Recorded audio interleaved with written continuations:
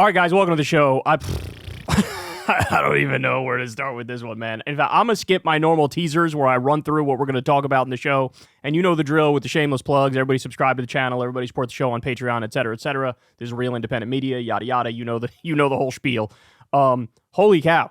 We are witnessing an absolute collapse of the stock market. Just a complete and utter free fall, the likes of which perhaps we haven't seen, certainly in my lifetime. Maybe you can compare to 2008. Maybe. But for not that much longer, we've surpassed 9/11. We've surpassed COVID. Probably when all said and done, we're going to be looking more like this is 1929. So I got to walk you through all this. Forgive me here. This segment is a little bit scattershot. I got things maybe out of place here because there's just so much information to get to. But let's go ahead and dive into it. So let's start with this. The retaliatory tariffs are here.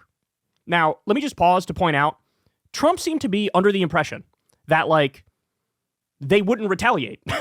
Which, like, the guy, he's not only evil and nefarious, he also truly is immensely stupid and wrong about everything. So he slaps these massive tariffs on other countries, like virtually all countries. There's only like a handful of exceptions.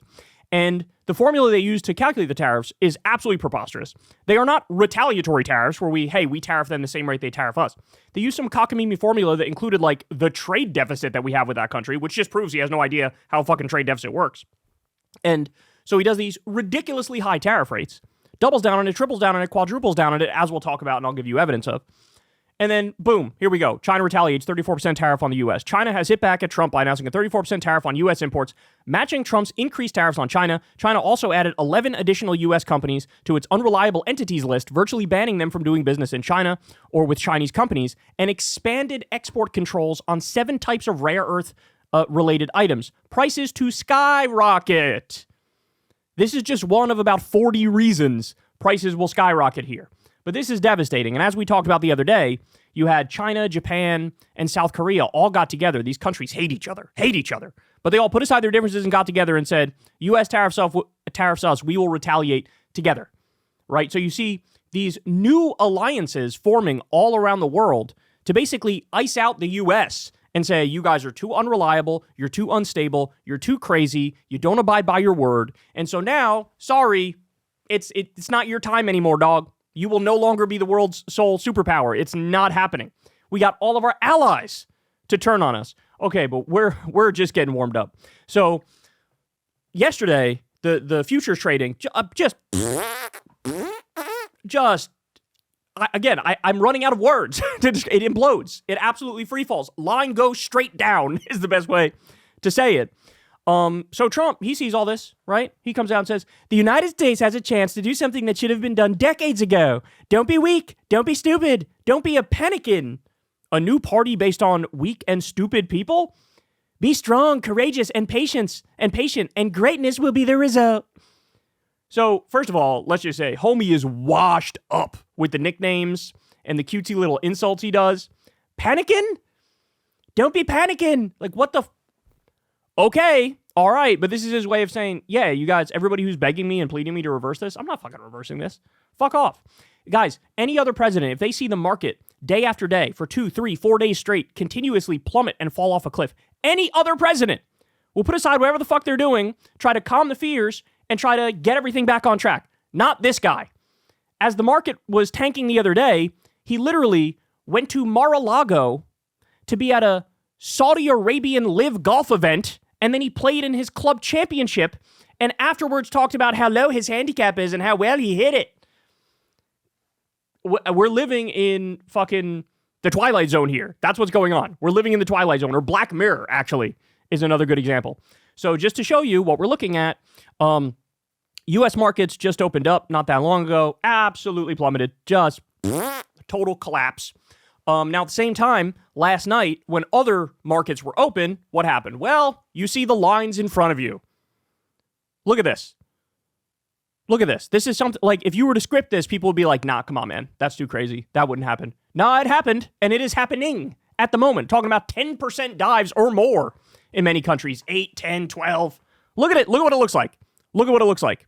Because this massively impacts the U.S., of course, but it also impacts the global economy. He's on a whim trying to rework global trade relations and sparking a massive trade war. And by the way, he's doing that at the same time he's refusing to do industrial policy here at home. He's doing austerity, no industrial policy, which means what? We're not going to actually fund the factories and the companies that we would need to do well here.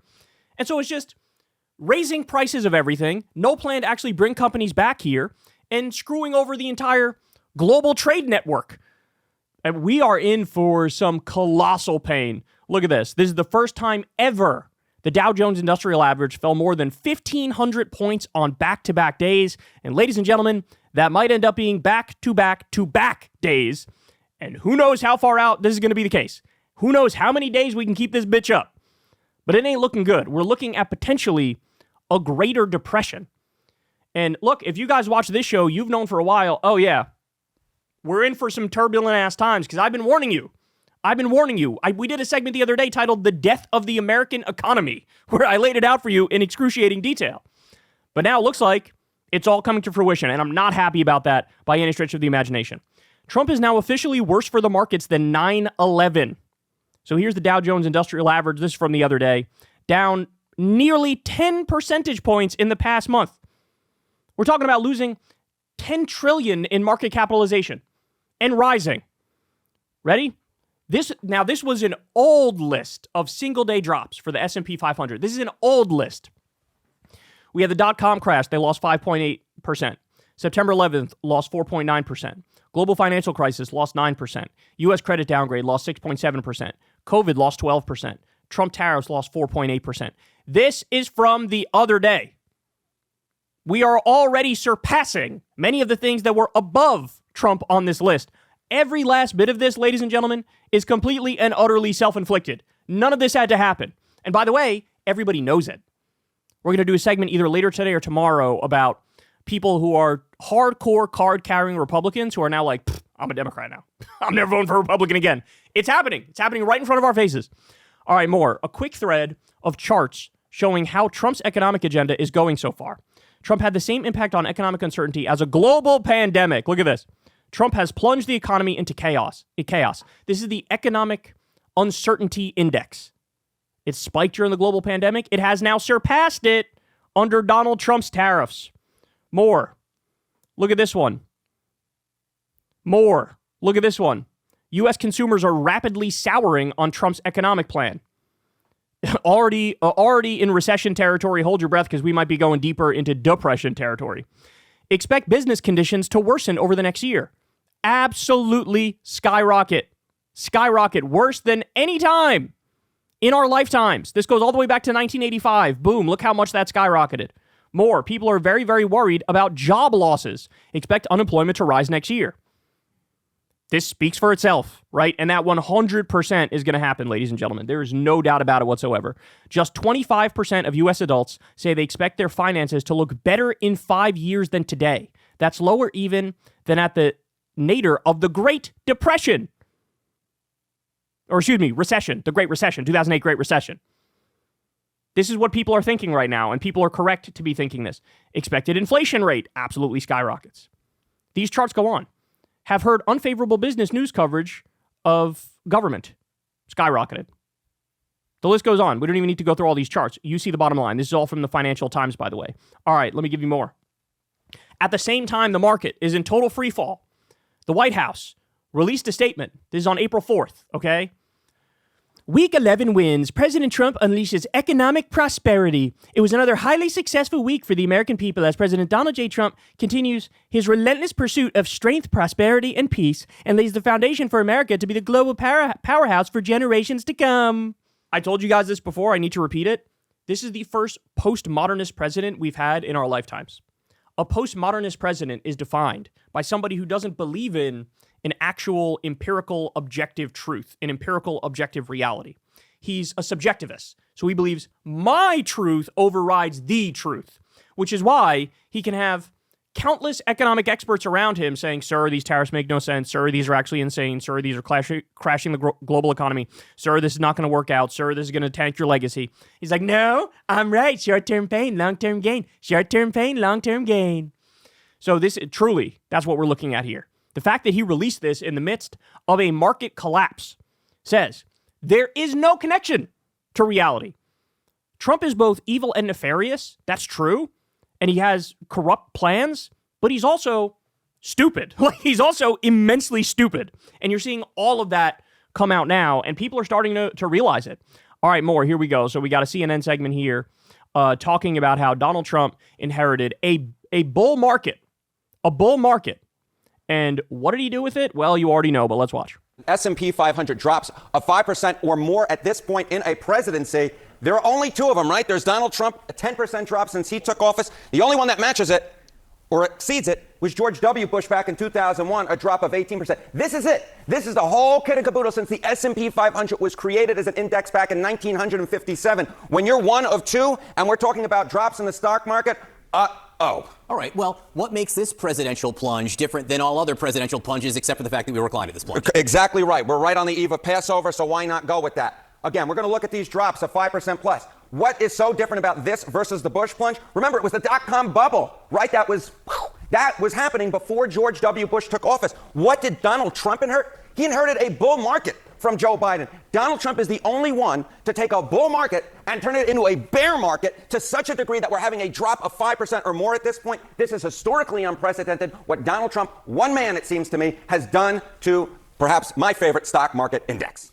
Guys, and it has to be pointed out, there's a video now going viral of Kamala when she did her press tour during the campaign. She repeated time and time again, all these economic experts are warning us. They're telling us if Donald Trump implements his plans or anything close to his plans, we're talking about a recession by the middle of next year. We're talking about a recession by the summer. No notes. No notes. That speaks for itself. There's a reason that's going viral again. My economic mentor, my mentor in all things, Christine Romans, used to say, yeah, but, Wall Street is not necessarily Main Street. How has that sort of changed? I mean, it has changed, and he'll get to that in a second. But let me point out, the way it works with the stock market, when it booms, they privatize the profits. When it goes down, they socialize the losses. When the market does well, it's great for the wealthy, not necessarily the best thing for the 99%. But when the market goes down, like I said, they socialize the losses. So what that means is prices will skyrocket, people will be laid off, and people will lose their 401ks. So it's a rigged system by its very nature, because when the stock market booms, the wealthy do phenomenally well and everybody else just sort of skates by or stagnates, right? But now that it goes down, the pain is widespread. So it's not the idea. You see a lot of MAGA people saying this now, the diehards. They're out there acting like, well, what happened? I thought the left was against the billionaires and the millionaires, bro. And so why wouldn't you be happy about the market absolutely imploding? Because it's not just going to hurt them, you fucking idiots. Oh, my God. You can tell they're just trying to get cheap gotchas. They don't even believe in what they're saying. They understand intuitively the thing I just explained to you, that these people privatize the profits and socialize the losses. So when market go down, everybody gets hurt. They know that, and they're lying about it. Changed tremendously over the past few decades. I mean, what are we talking about? Americans who own stock, you go back to 1974, it was just 23%, either directly or indirectly. You look at where it is now. Now the clear majority of Americans own stock in one way or another, right? Their 401ks, their Roth IRAs, etc. And so what we're talking about now is something that is hitting the clear majority of Americans. What happens on Wall Street doesn't stay on Wall Street. It does, in fact, go and affect Main Street. And what's affecting Main Street right now is a record plunge for a president, given that he inherited a bull market and he turned it into a bear. Jesus Christ. All right, so the other day, we talked about this in one of our breaking news videos, but I'm going to show you the video now. So Trump reposts on Truth Social this TikTok video. And guys, you have to see this to believe this, okay? Look at the screen here. This is from the video. It says, Trump is purposely crashing the market. The President of the United States of America approvingly reshared a video confirming that he's purposely crashing the market. Could you imagine if it was literally any other president, Republican or Democrat, but definitely if it was a Democrat, if this was Barack Obama who said, yeah, I'm purposely crashing, what would the fuck? You would have impeachment hearings that day. And you know what?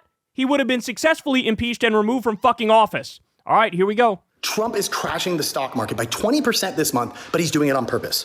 And this is why Warren Buffett just said Trump is making the best economic moves he's seen in over 50 years. Okay, by the way, just so you know, that is a complete lie.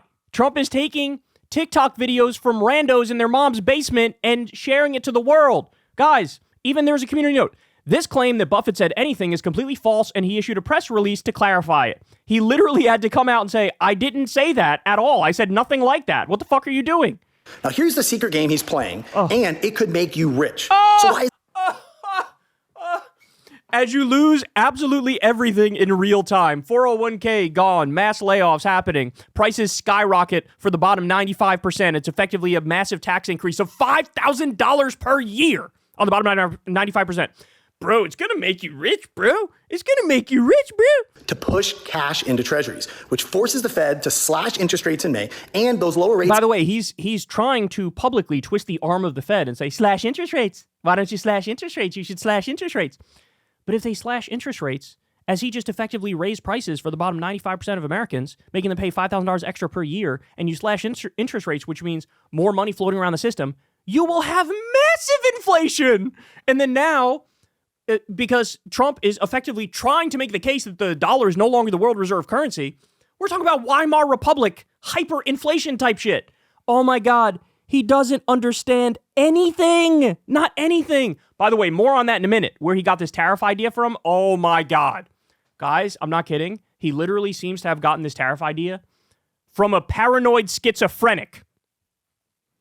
You think I'm kidding? You wait for it. Give the Fed the ability to refinance trillions of debt very inexpensively. It also weakens the dollar and drops mortgage rates. Now, it's a wild chess move, but it's working. Now, you're probably... Do I even need... Look, at this point, I don't even know why I do this show. Because I think people are smart enough out there to intuitively watch something like this and just every step of the way go, that's wrong, that's wrong, that's wrong, that's wrong, that's wildly wrong. What am I even here for? Why do I even have to sit in this seat and explain things? Wondering, what about his tariffs? Well, I'll tell you, it's a genius play. It actually forces companies to build here to dodge them. Total lie. Not true at all. This person doesn't know anything. They don't know their ass from their elbow. In order for us to revitalize American manufacturing, which is something I support, you need industrial policy, which means what? The government has to subsidize these industries here in order to make them successful. There are no companies that in the free market will go, I have an idea. Let me spend $100 million to make a factory in the United States that'll be functional in 10 years, maybe. And then maybe I'll be able to make a profit, even though I have to pay U.S. workers like 10 times or I have to pay workers overseas. Like, none of it heads up unless you do industrial policy. You have to subsidize. He really thinks with this one weird trick, America will become booming again with factories. Like, no, if you do tariffs and don't do industrial policy, that's just a fucking depression. Oh my God. And by the way, what is he doing? He is rolling back the industrial policy that Joe Biden actually did. Joe Biden did the CHIPS Act. That creates 115,000 high-paying manufacturing jobs in this country for us to make our microchips, the semiconductors, right? Trump froze the funding on that. No more 115,000 manufacturing jobs. He killed those jobs. So he does like, oh, I'm going to lose it. I'm going to lose it. I'm going to lose it. I'm going to lose it. I'm going to lose it. I'm going to lose it. Holy shit. It also forces farmers to sell more of their products here in the U.S. to bring growth. Oh my God. Oh my God. Yeah, we just cut off your ability to access 90% of the market globally, but you're going to thrive and boom because Toledo, Ohio will pick up the slack. Oh my God. Your price is way down. We've already seen this with eggs. Now remember, 94% of all stocks are owned only by 8% of Americans. See? So Trump, Now, this is what I was telling you about before, right? Is like now the die-hard MAGA types are like, actually, bro, it's good when the stock market goes down because it's only going after the billionaires and the rich. There's no impact whatsoever for everybody else, bro. Who believes this? Who believes this? Okay, I got to keep going. So remember what I told you. Where did Trump get this idea on tariffs from? Well, you're about to learn, and buckle up for this. Do you remember where Trump got the tariff thing from in the first place? Do you remember like when and why and how we started talking about tariffs in the first place? It was in his first campaign for president. Trump didn't really have any formal economic advisors. So he told his son-in-law, Jared, to find him an economic advisor. Trump reportedly gave Jared some vague ideas of what his thoughts were on economic issues. You know, something, make me look tough, China bad, something. Jared then decided to find his father-in-law a financial advisor for his presidential campaign by going on the Amazon.com website and starting to browse books. not like reading the books, because you can't do that on the Amazon website. He was just looking at the covers, looking at the titles. And he found a book title that he thought was so cool. The title was Death by China. Oh my God, that's so cool. That's so awesome. And that apparently was it. This quote from Vanity Fair. Trump gave Jared a summary of his views and then asked him to do some research. Kushner simply... I just need to pause to point out. You want to talk about unfit for office. You don't even have actual economic views, and you want to run this country? You had to outsource your economic views to your shitty fucking son-in-law who perused book covers on Amazon? Wait, this gets so much worse. You have no idea. Went on Amazon, where he was struck by the title of one book, Death by China, co-authored by a man named Peter Navarro. Jared then cold called Navarro, a well-known trade deficit hawk who agreed to join the team as an economic advisor. Okay, let me just point out on the trade deficit. Trump thinks trade deficit equals bad, which is like economic illiteracy times 7 trillion. Okay? Trade deficit. I have a trade deficit with the golf course where I play golf. Why? Because I pay them to play golf, and they did not in return buy subscriptions to Secular Talk. They don't pay me on Patreon, right? You have a trade deficit with the coffee shop nearby because you go there every morning and spend $8. You have a trade deficit with them. Now, you are getting something in return for that money, right? There's no problem here. There's no coercion with you buying your coffee. You want the coffee. You have the money. They have the coffee. You make that trade. Trump thinks if we have a trade deficit with any country, that is bad and we need to fix that. But like, there's small island nations that might make something that we want. And like, what do you expect them to buy Ford F-150s when they don't even fit on their fucking road? Like he doesn't know anything. Nobody has explained to him in a way that clicks with him. Like, you do know a trade deficit is not definitionally bad, right? Navarro was a major advocate for an aggressive pro-tariff policy. Where did Peter Navarro get his idea that tariffs would be a good policy for America? What was his backup for that conviction? Well, he did have backup from a real expert who he cited in at least a half dozen of his books, including the one that Jared found on Amazon, That Fateful Day. In all of his books, Peter Navarro has cited an economics expert to justify his views. And the economics expert he cites is somebody named Ron Vera, V-A-R-A, Ron Vera. When Trump won the presidency and entered the White House, this Ron Vera started circulating a memo around Washington in support of Trump using tariffs in trade policy. According to the New York Times, the memo had been, quote, sent from an email address purportedly belonging to Ron Vera. At one point, Ron Vera wrote in the memo that Trump could, quote, ride the tariffs to victory. Problem is, Ron Vera doesn't exist. He never has. The economics expert that Peter Navarro has long cited to explain why he's so gung-ho on tariffs, this person, Ron Vera, is a made-up person. He is a fictional person. Peter Navarro invented Ron Vera as his expert source so he could quote this expert source over and over and over again in his crackpot books. Who is Ron Vera? Ron Vera is an anagram of Navarro, which is his last name.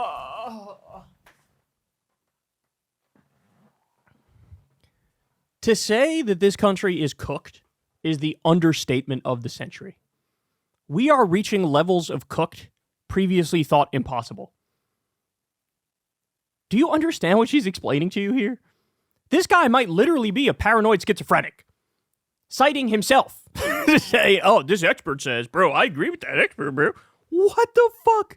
I mean, my name anagrams to Macho Waddler, but I don't see myself trying to talk you into doing what Macho Waddler wants, right?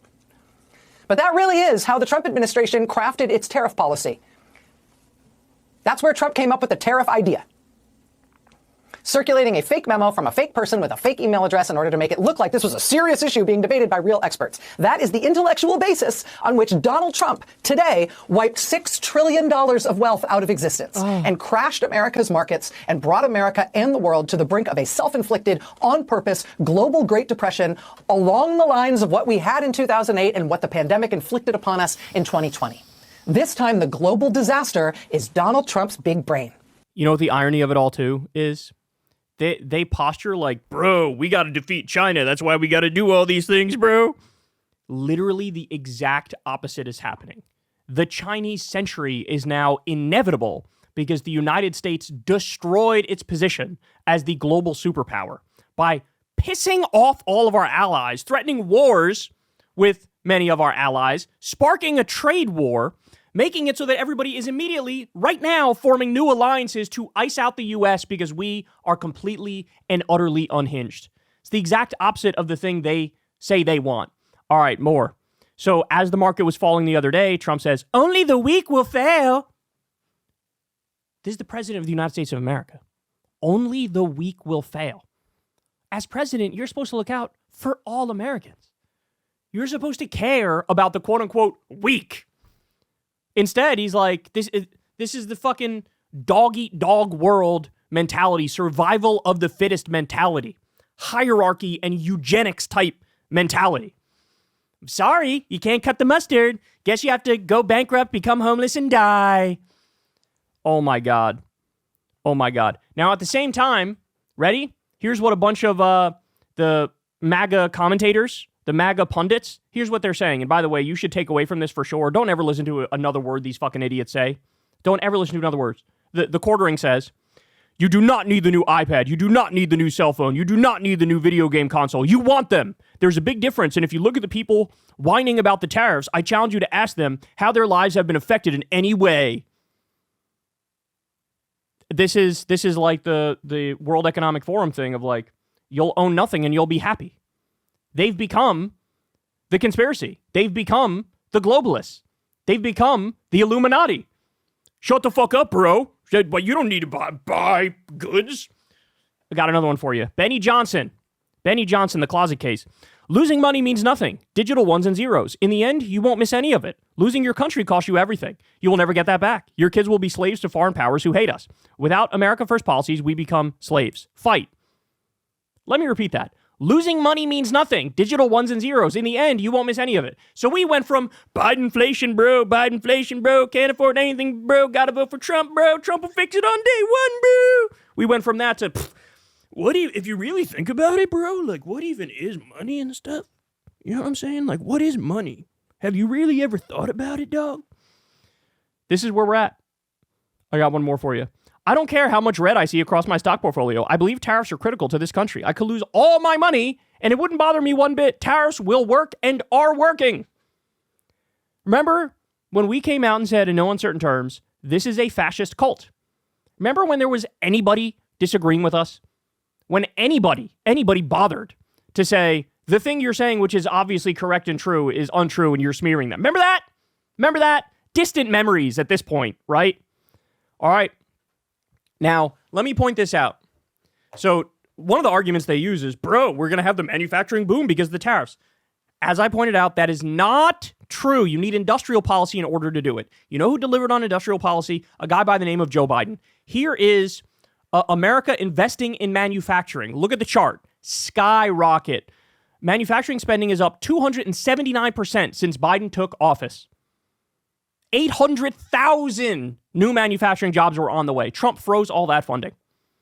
All of the industrial policy that Joe Biden did, Trump is axing it. As he ironically says, we're going to bring back manufacturing. Trump lost 200,000 manufacturing jobs in his first term, when he also virtue signaled like he's all about manufacturing jobs. And now he's axing all of the gains Biden gave us and not doing nothing to replace it, slapping tariffs, which is just going to lead to a greater depression. I need everybody to remember all of this stuff that I'm telling you. And then finally, ready? From the Washington Post, quote, more battery and EV projects were canceled in the first quarter of 2025 than in the previous 2 years combined. Those cancellations include a $1 billion factory in Georgia that would have made thermal barriers for batteries and a $1.2 billion lithium-ion battery factory in Arizona. In other words, the exact opposite of what Trump says is going to happen is happening. Oh, manufacturing boom. Oh my God, the jobs will come back. Oh my, you are canceling all of the jobs we were guaranteed to get because of the CHIPS Act and Biden's infrastructure bill. You're canceling all those jobs. And then you're also incentivizing these people because your horrible economic policies and horrible trade policies. They're like, there's so much uncertainty in the market. Even if I was planning on building a factory, I'm not doing it. I'm not doing it. Look, I told you. I warned you. You can't say we didn't warn you. You go back and watch the economic segments that we did within the past however long, month, whatever it is. I was warning you. The death of the American economy. The death of the American economy. And we are witnessing it in real time. Final point.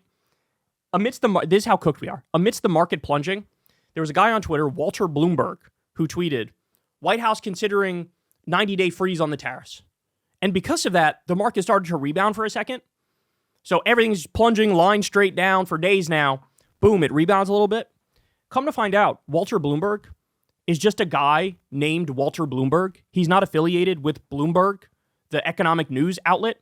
People saw that and assumed that this guy worked for Bloomberg and that he was citing a source from the White House.